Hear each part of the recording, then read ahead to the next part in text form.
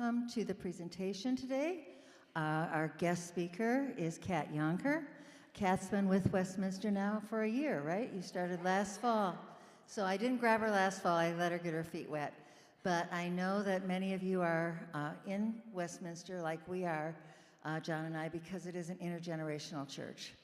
And we still have little kids, we still have teenagers, we still have older adults and everything in between, which really makes it a family and a community.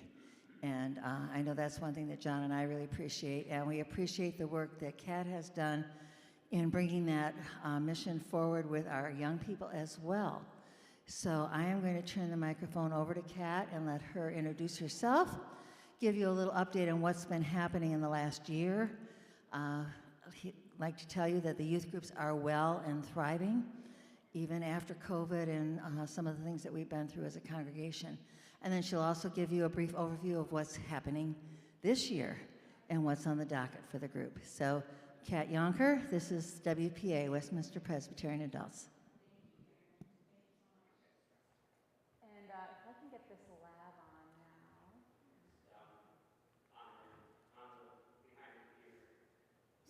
Stand behind, or the lab? Is it turned off? No, it should be on. Sorry, give me a second.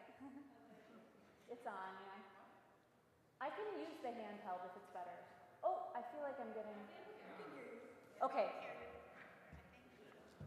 If you're having trouble hearing me because I'm talking too fast or need to project more, please go like this. That helps me know.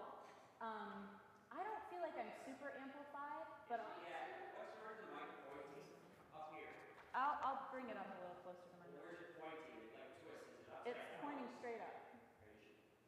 Yep. Hello, hello. Yep, it's not on. I can project, but... I'll give you a different mic. Okay, sure. I can also use the handheld down here. Sure. Sure? Okay, I'll use that one.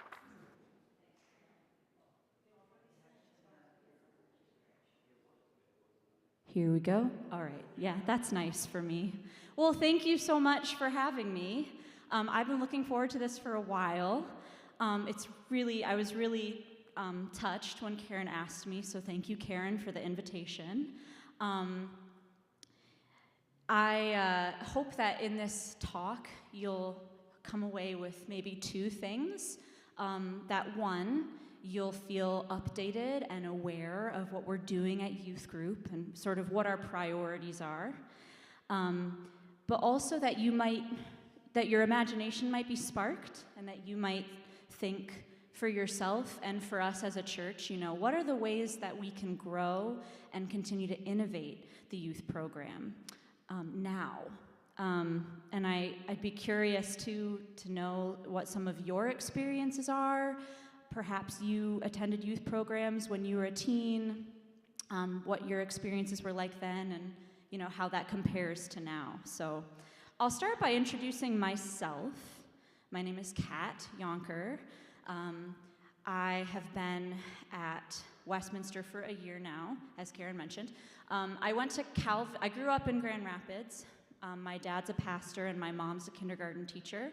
And I went to Calvin University and I got a degree in elementary education. And then moved to Hoboken, New Jersey, where I taught 4th and 5th grade for 4 years. Really enjoyed teaching, really enjoyed working with kids, but felt a call towards ministry that several good friends there pushed me to pursue. And that's how I found this job back here and moved back to Grand Rapids to do a career in ministry, and here I am 1 year in. So that's sort of how I ended up at Westminster. I'll introduce our youth program. So we have about 25 middle schoolers that come through our doors on a regular basis.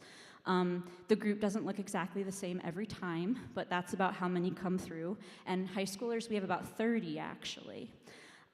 We have 12 adult leaders that are very faithful and regular. And the schools represented, there are a lot of them. I'll just read this list. Forest Hills, GRPS, City High Middle, Grand Rapids Christian, East Grand Rapids, West Michigan Aviation, Caledonia, East Kentwood, Allendale, Jenison, Rockford, Stepping Stones Montessori, Grand Rapids Montessori, and then several different environmental schools in the area. So we have a very diverse group school-wise, which is wonderful. We meet on Sunday. We meet from 11 to 11:30. We have a meal all together. You'll see us in the dining room most Sundays. We eat with the youth leaders. It's a really great unhurried space to just eat and be together and sort of enjoy the gift of time together. Then we have, after that, for an hour, the middle schoolers have choir while the high schoolers are upstairs at youth group. And then we switch places. And the high schoolers go to choir, and the middle schoolers come to youth group. And then many Sundays in the fall, we'll have confirmation class at 1:30. So it's a big day for some of them. So when I was thinking about how to format this presentation, what came to mind was 3 questions that change every teenager. I learned these questions when I read the book Growing Young from the Fuller Youth Institute. It's a very interesting read.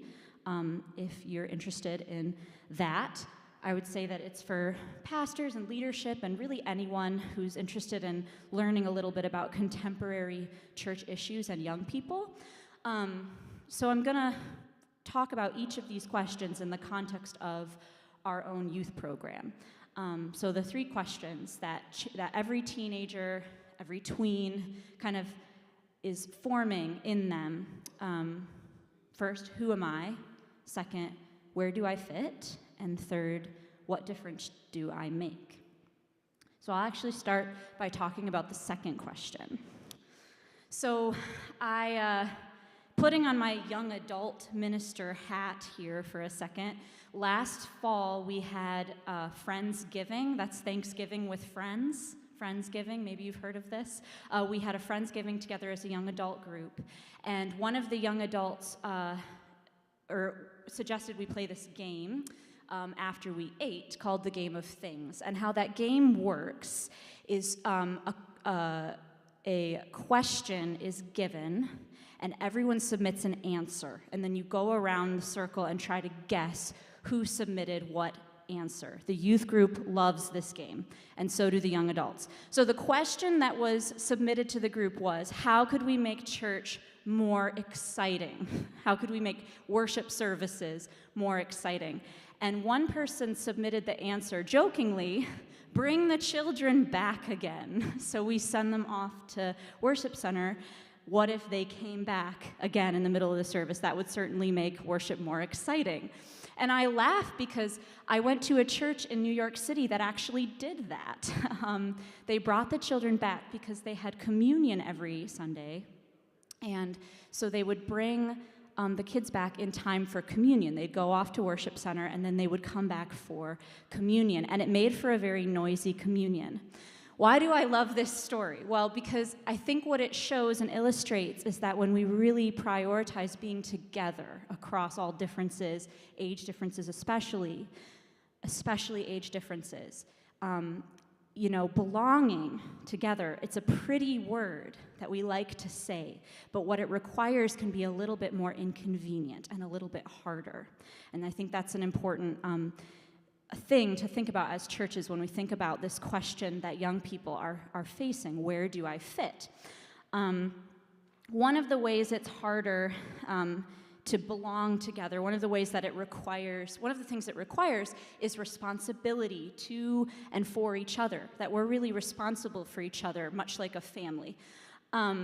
This is a picture from a church camping trip when I was growing up at Woodlawn CRC here in Grand Rapids.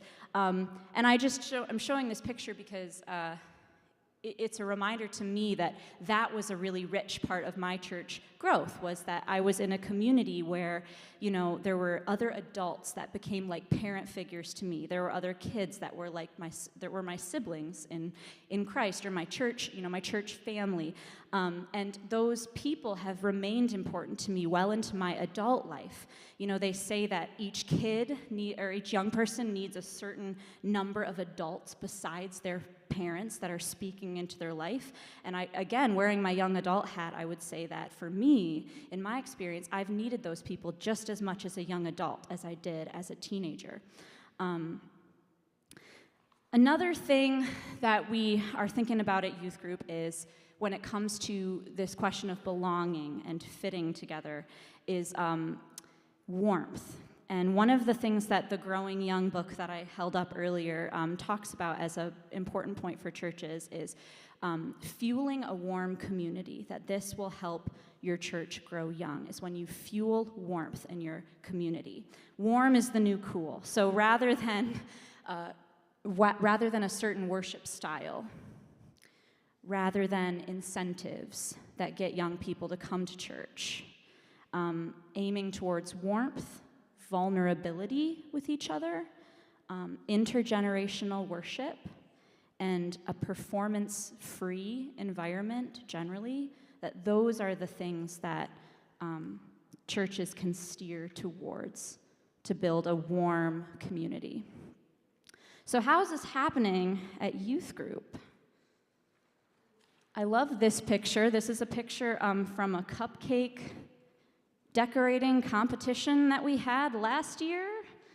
We divided into teams. They each got, I think, 8 cupcakes to decorate. And we invited Lynette and Jen and 2 young adults from Westminster, Sam and Rachel, to judge the cupcake competition, and it was a roaring success. And we had people building cupcake exhibitions that were statements about like how, or one group, they did a statement on zoos. They had some big feelings about whether zoos are a good idea, and so that was the theme of their cupcakes. One cupcake display had more of a pacifistic message, and it was this beautiful blend of their personalities and our humor, and really great that Jen and Lynette could be there, because those sorts of moments are so important. When we're thinking about being responsible for each other, right? That Jen and Lynette, that pastors in general are not, that the distance between young people in our church and the pastors is not too great, that there's ways that we're making those pastors more approachable to the young people, that they're not just the pastor of the adults, that they're their pastor as well. That's really important. So we're always trying to do things that break down that distance. Also, we have the music program. It's a great bridge between young people in our youth group and church life. We have the choirs. We have string groups that play sometimes. We have the opportunity of the winds. Bernie, Jan Lee, Helen when she was here, these people are all part of their life. And there are kids that come to youth group whose families don't go to Westminster, but it still brings them into our church life, and it brings them into our worship services, leading worship. And I'll also mention the YAA program, which I can see several participants in this room. That's another way that we're building warmth and a sense of belonging across across generations. We meet for lunch. Upperclassmen, high school upperclassmen, have a partner, and they sit with that partner at lunch and catch up. The partner's an older adult in our community, and we do that throughout the year. And there's also correspondence, cards, emailing in between that, and it was a really successful part of last year. So all of these things are things that are going really well and that we're super grateful for. And I would be remiss not to talk about Montreat this year when talking about belonging and warmth, because Montreat was really a huge success in this area. What is Montreat? It is a youth conference for PC USA Youth in North Carolina. There were so many young people there. I think there were like 1,000 when we went, the week that we went. And we had about 20 from Westminster's youth group go, all high schoolers. And I just was tremendously happy with how much like a family we became on that trip. Just to name a few specific things, They were on time for all the meals. We had meals together 3 times a day, and they were on time for them. And it was our chance to reconnect as a group, just from Westminster. Our own Paul Fossey makes our youth group meals, and he made those meals. And, they were delicious, so that helped. But they were on time, and they sat together for a solid chunk of, 30-minute period of time, just catching up, reconnecting. That was important, too, because they had all given up their phones for that whole week. And so when you can't text your friend, right, you have to connect with them in person, and you have to be really intentional about that. So I think that played a big part into the warmth and the community feel of that whole trip. They also spent an hour together learning the Jayhawks theme song to sing to Helen, since it was her last Montreat trip, and that was really special too. So there were so many things. If you want to hear more about Montreat, I wrote a letter about it. It's in the Reflections publication. You can read a little more, and that talks a little more about what the conference content actually was. But I mentioned the phones thing, and I think this is a really important growth area and a way that we can be creatively thinking about how to do youth ministry. Because there's a few tricky aspects to youth ministry now when it comes to belonging and warmth. And the phones, the virtual world, how young people are making relationships now is different than it was even when I was growing up, because they're managing their belonging and their friendships in these 2 spheres, the virtual sphere and the in-person sphere. And they're doing that all the time.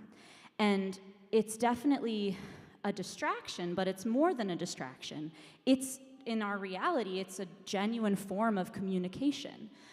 So what I find myself doing is being careful not to be too dismissive of issues that come up that are related to that virtual sphere that they're part of, social media, texting, all of the issues that can bring up for them. It's really easy to just write it off as a phone problem, but it's something that we can be thinking about. And kids also find support online for aspects of their identity that they might not be finding support for in person. So that also fuels into this. And this is connected to, there's this other book I really like called OMG. It's edited by Kenda Creasy-Dean, who's from Princeton, Princeton Seminary. And this book connects how this challenge of these 2 spheres is also related to the challenge of getting grounded and our sense of place in today's world. So it says this: place no longer means what it once did. In a globalized world, here and there are increasingly detached from geography and redefined according to access. Where are you going can refer to a location in cyberspace, a virtual visit, a faraway culture. What this means is that those of us in youth ministry must learn to view place through binoculars, bringing near and far horizons into focus simultaneously. Yet, the church's binocular vision requires us to address both the neighbor beside us and the neighbor beyond us. Just a provoking thing to be thinking about as we think about how to support young people and the world that they're in now. And a third tricky thing is how overscheduled they are. And in some ways, this is the way it has always been, but in some ways, there are new pressures and new difficulties. And to lead youth today is to lead youth who are balancing that. How do we structure our time together so that we're not just saying the same thing every week, but also so that we're always welcoming to new faces or welcoming to someone that hasn't been able to be there in a while because they've had, sports that just are on Sunday, because so many sports practices are on Sunday these days, it seems. And I think that is a larger struggle, too, that the church has. It's larger than just youth ministry. So that was, where do I fit? What difference do I make is another question that changes teenagers. So I love this picture. That's the middle schoolers down in the food pantry downstairs. I grew up with this friend at youth group. I'll call him Gavin. And I remember this time we were talking about spiritual gifts at youth group. And he said, I think my spiritual gift is just doing work, like doing labor, like lifting a sack of potatoes and putting it up on the table. That feels gratifying for me. And I remember that my teenage self thought, that's not a spiritual gift. And how wrong I was, but also an interesting story for me to remember because we both cared about making a difference and what that meant at that age, but we had very different ideas about how that worked and how to go about that. And in our group at Westminster, leadership and action, leadership and action in our community takes a lot of different forms, both within our church walls and outside. So here's some examples. We have kids who, in spite of their busy schedules, show up extremely faithfully to youth group and youth group events.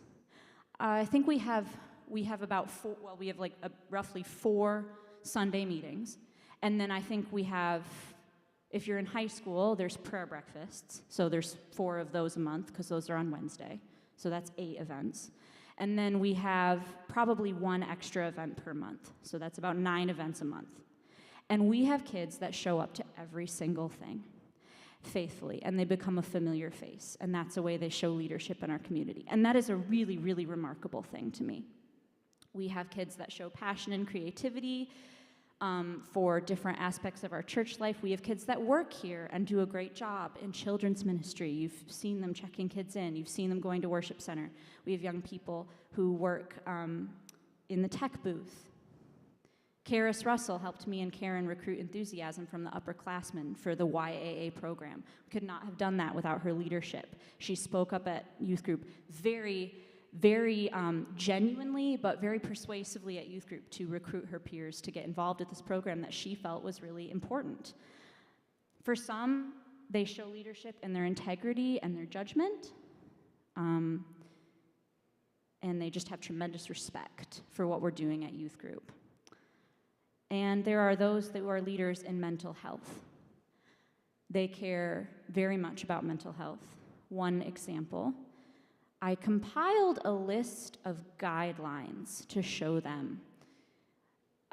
Those guidelines were suggestions for how to interact with people from our downtown community who would come through our doors who may be having undiagnosed or untreated mental illness, who are struggling with homelessness, who might approach them and ask for something.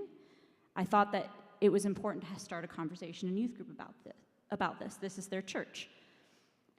And I got tons of good feedback from a number of the high schoolers about the language we use when we talk about mental health. And that's just one of many examples. This is a really important issue for many of them. And I would say that several of them are particularly gifted in supporting their peers through those things. And we can learn a lot from them in that area.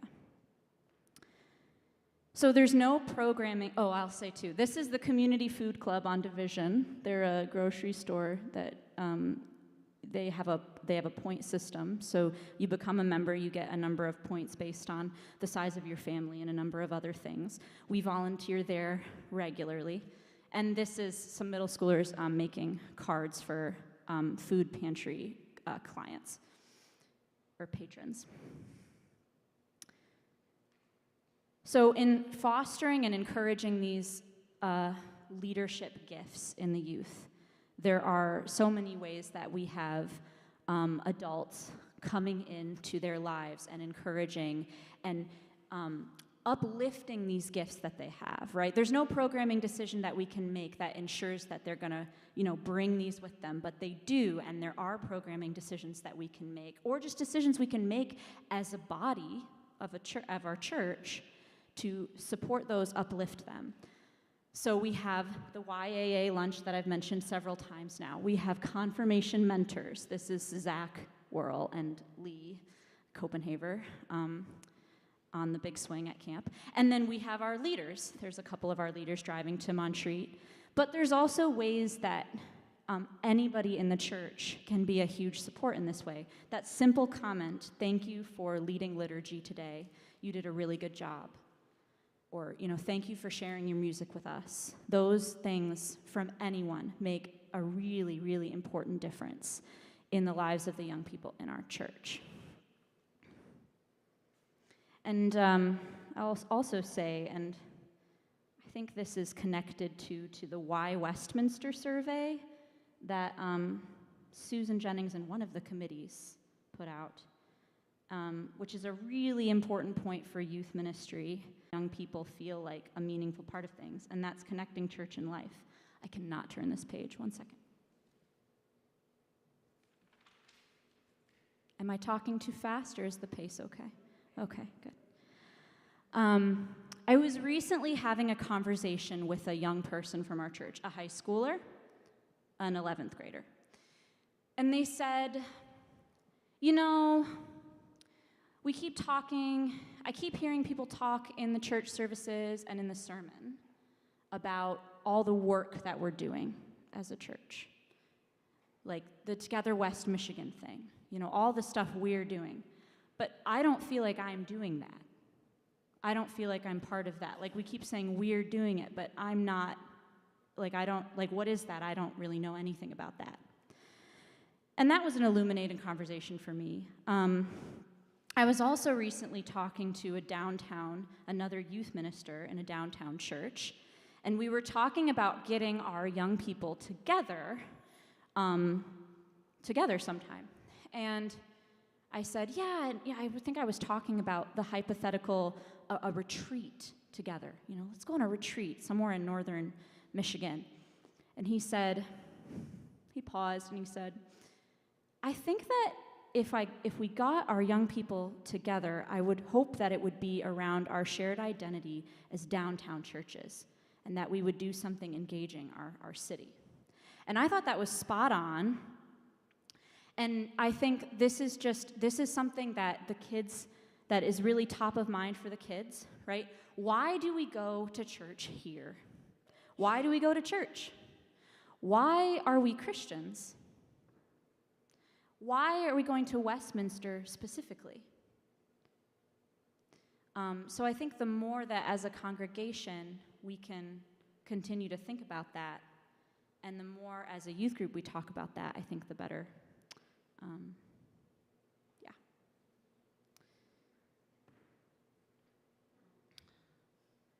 The third question, who am I?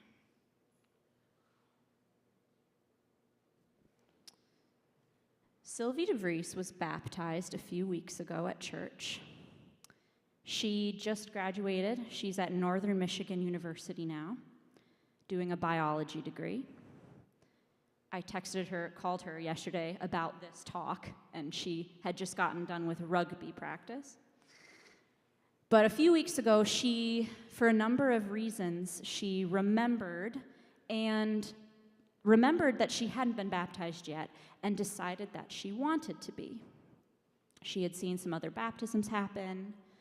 Jen told me she had met a baby in the church with her name, Sylvie. And it was a really joyful time for me, a really joyful moment.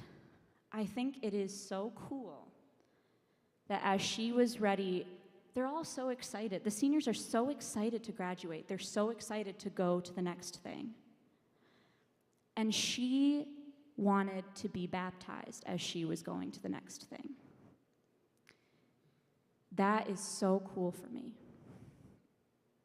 When we send the seniors off to new adventures, we send them with certain ideas about faith, about doubt, about God, about questions, and about what a community is.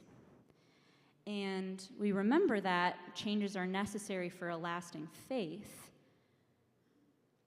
and that those communities that they are part of, when those change, when they go to when they go to new churches, or when they encounter new communities as they continue to go into their adult life, right? Those changes are really necessary for their growth.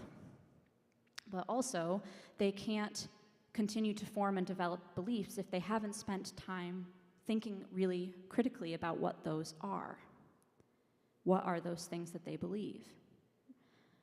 And youth group is an important space for those questions, and those are really brave questions.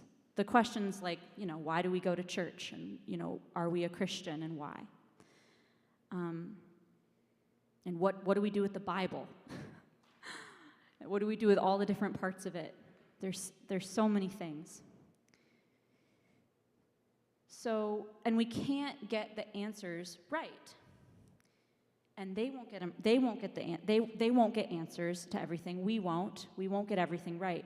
And we certainly won't in time. We won't, get everything just in time for them to move on.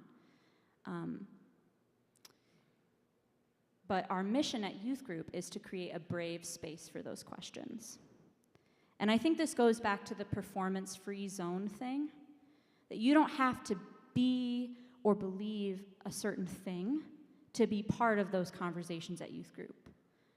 That we're going to have them, and you're welcome to them, and you're invited to them. But that this is not about a performance that you're making when we have those discussions. So this is our mission statement at WPCYG. The youth ministry at WPC invites all youth into a brave space so that the Holy Spirit and the practices of prayer, worship, learning, and service empower them to live in compassion, peace, justice, and hope with our faith community and the world. And that last part makes me think about the binoculars that I was talking about earlier. I like these pictures of Joel Skoontanis's visit last year, Lent, because that was a time when we were really able to have some interesting conversations at youth group about Jesus' messages to us. And we were able to have some really good dialogue using sort of his artwork as a bridge into those conversations. And it was really, really awesome. And it reminds me of something else that I read about youth ministry, which is that keeping Jesus' message, taking it seriously, and staying focused on Jesus' person, his message of redemption, message of liberation, that continuing to circle back to those things can be an important part of having, integrity and value as a Christian youth program. It's not just about behavior. It's not just about being a good person. It's about how we're part of a story of grace. We're always growing. And so a question that is on the top of my mind for our youth program is, how do we talk about Jesus without signaling a certain kind of closed-mindedness or a certain unwelcome to kids who don't identify as Christians? Really, it should be the opposite, but so often it doesn't serve a welcoming purpose in church settings.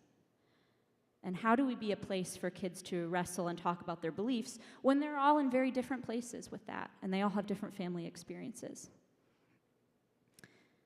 So, what's on the horizon this year for WPCYG?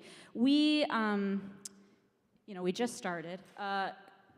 Last week, we had a gathering at Kent and Susan Riddle's house. That was a huge success. All fun. Great turnout. We did something called the Sandwich Olympics. They did a relay where they had to build a sandwich. It was hilarious. I can tell you more after if you're curious. We have a fall retreat this weekend. We have, I think, about 40 kids coming. Very even in terms of middle and high school divide. They're going to have their first choir rehearsal with Jackie Schoon, the interim choir director, and she's going to be great. And I'm hoping, too, for opportunities, now that I know them a little better and I have a sense of what their skills are and their gifts, finding ways to bolster that leadership and have more of the part of our programming come from the things that they're passionate about and the things that they're good at leading us in. We are planning All Generation Sunday, which is going to be in November, and that Karen's a huge part of that. Karen would explain it better than me. Do you want to explain it, or? Okay, sure. We have the YAA program again. Again, just a really YAA is, it's simple and good. You know, it's nothing fancy. You sit and have lunch, and you email sometimes, and you write a card at Christmas, and you know who they are, and you know their face and their name, and what things they need prayer for, stuff like that. We're going to engage our city. I am really hoping to get involved with some of Plaster Creek Stewards things in Grand Rapids. Plaster Creek Stewards is a offshoot. Well, it originated at Calvin University, and it's an offshoot of something called Sacred Grounds, which is this, I believe, faith-based creation care organization. They do stuff in the Plaster Creek watershed primarily. So we'll keep engaging our city in those ways. We'll have music and choir, of course, and that schedule is really rich and exciting. We already have those planned out when they'll be leading worship here. And the kids want a Bible study. They said that they wanted to. They think they feel kind of with the thing I was talking about with connecting church and life. You know, like this Bible is such a mystery to me. You know. Like, they want tools in the toolbox. So we are going to carve out time and space for that, too, in whatever way originates once we start gathering more regularly. So, and we have leaders that are really passionate about that, too, who for them, that's more their skill set, right? Every leader brings different skills, and we have some that are particularly good at bringing that into the conversation. I'm going to close with this picture of how many high schoolers came back to youth group night a few weeks ago. We really filled up the youth room. The leaders aren't even in that picture, except Brian. He's half of them right there. But yeah, I hope that this illuminated youth group a little bit more for you. Hope you feel like you got to know me a little better too. Thank you for having me.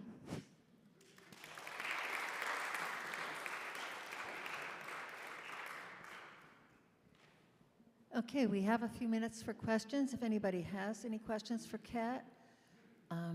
Here, Leanne, I'll hand the microphone. I'm just wondering where the retreat is this weekend. Is it here, or is it going somewhere? Camp Henry.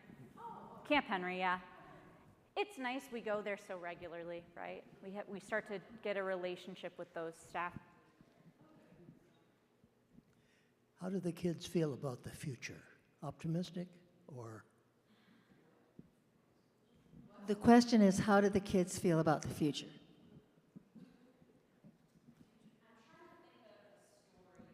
I'm trying to think of a story about a specific moment in our group.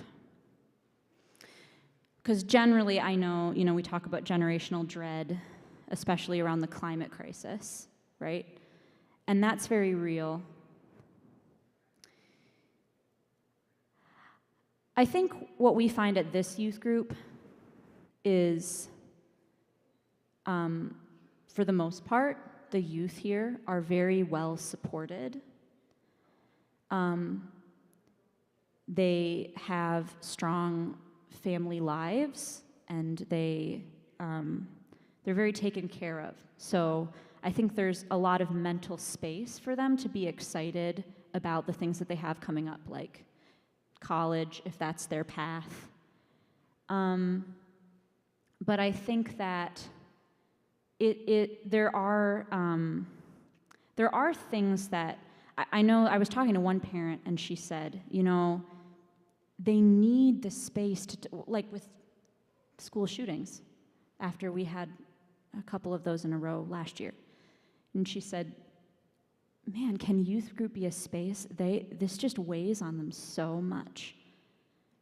And I remember she told me that she talked to her daughter about that, you know, like, do you want to talk about those things at youth group? And her daughter replied, you know, what I want from our youth leaders is for them to ask us what we need to talk about, you know? So I think in general, they feel optimistic, but they're also very aware of everything that's going on in the world, and I think it can be very overwhelming. Yeah.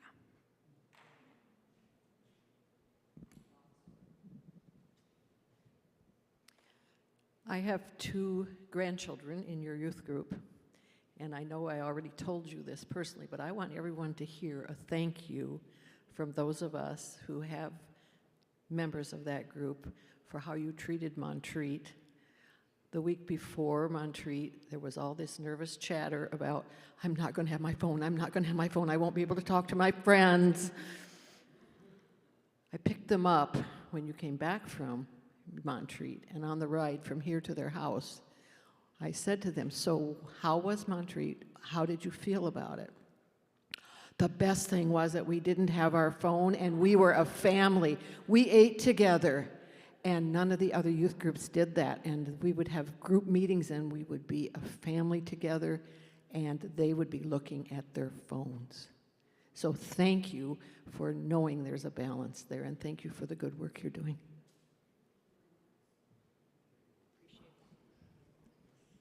Yeah, there's a hilarious photo of the entire auditorium during the talent show holding their flashlights on their phones and waving them like this to support whoever was on the stage. And you can see our group because it's this black, dark spot, because we were the only group, I think, that didn't have them. So it was a hard thing that we asked of them, but they did it. Yeah. Any other questions? Yes, as some of the youth graduated and move on to perhaps full-time jobs or to college or other things, are there ways that we encourage them to connect with support at college, or maybe they continue worshiping with us here? Is there something to bridge what could be a gap between, oh, I'm through high school now it's all different for me, I'll kind of go my own way, or I don't know anybody at this new college? Do we help them identify resources for their continuing to grow spiritually? Yeah, that's a big one. Because I think it's different depending on the youth, right? We're going to start sending care packages this year, which is a way for us to keep in touch with them, show them we care. But, you know, that's like, yeah, it's a very deep question. I don't know the whole answer, but I think it's important for us to think about. And I think too, like, it's that treasuring the connection that you have with a young person when you have it, and sustaining that relationship as much as you can, even after they move out, move away, or whatever it is. I think that's the most important thing, is keeping that relationship and showing that it's an unconditional one, right? That they're gonna change. And I think there's this too, there's like there's a fear when people, you know, when young people especially stop going to church. I think sometimes that's because of convictions that people have, that they feel like going to church is not consistent with for some reason, or that they feel like they're making more of a difference in a different type of setting. So I think too, like, not being afraid to engage in conversations about that too, you know, like, why, you know? But yeah, I don't have more of an answer right now, but that's a really big one, Nick. Thank you. Yeah. Okay, well, our time is coming to a close. I'm sure Kat will be here for a few minutes afterwards if you have any questions. I do want to comment on a couple things that Kat brought up. First of all, in November, in the past, we've had something called Heritage Sunday. And last year, when we had Heritage Sunday, we had the kids sing, the little kids sing, and it was just a longer service because other things were involved, and everybody commented how great it was to see all generations. And this year, on the way that people joined Westminster, we have no new 50-year heritage members that joined in 1973. For some reason, either they've passed away, moved away. From what I understand from our church historian, Carolyn Morris, that year we were changing pastors. So a beloved pastor was leaving. Maybe that's why no one joined. And also in the Presbyterian, there were some financial issues, some rumors of funds being absconded and so on. And so people might have been hesitant to commit to the presbytery. But for whatever reason, we have no new heritage members this year. So we thought this year would be a good year to try an All Generations Sunday. So we're going to combine heritage with the third grade Bibles and a luncheon afterwards and some work that the youth are planning on doing a church timeline. And then our November speaker here at Westminster Presbyterian Adults will be Carolyn Morris, because she felt that the kids and teenagers were not her forte. And I can understand that, although I was a middle school teacher, so, people look at me like I'm crazy. Both the elementary teachers and the high school teachers look at me like I'm one of the weird ones. But she will talk, and she will talk about the windows and the pews and the whole history of this sanctuary. So she requested that we be in the sanctuary for that presentation. So as you see the notices in the bulletin for All Generations Sunday, know that we haven't forgotten the heritage part, but we just felt it was a good year to celebrate the intergenerational aspect of our church. Which brings me to the YAA that Kat has talked about. Originally, when we had conceived this, we called it Seniors to Seniors, meaning high school seniors to senior adults. But then we didn't have many high school seniors, so we went with upperclassmen. And we found most seniors don't like to be called seniors in this group. So Karis Russell came up with the name Youth and Adults. And we are recruiting for adult mentors, our partners, to partner with the youth. We don't know yet how many we'll need. Some people are continuing from the last year. Others want to continue, to your question, Nick, with their person from last year. Some were assigned juniors, and others are following their person to college and keeping up that conversation. So I do have a sign-up list, or my email. Just let us know. We'll be recruiting for those partners for the YAA program. I think Pat was involved, and Jan Dildine and Nick and myself and John and others in the room. So if you want to ask about it, you can do that. So other than that, I think your name tags, leave them in the front or all on the same bench, as you leave. So don't forget and wear it home. And then, and then you put it in the glove compartment, and then you forget to bring it back. But I would like to close with a blessing. So listen to this as we leave. Father, as you have loved us, so may we love.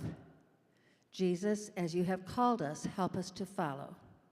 Spirit, as you have sent us, fill us with your power. Amen. And that's it for today. And again, see me if you want to sign up for YAA. Thank Kat for what she's doing with the youth. And the bus trip is filled, so we're starting a waiting list. We did those up at lunch before you came. Yeah, myself, Maureen, Jen Porter, and some others. So a bunch of Virgos in the group. So I think that's it.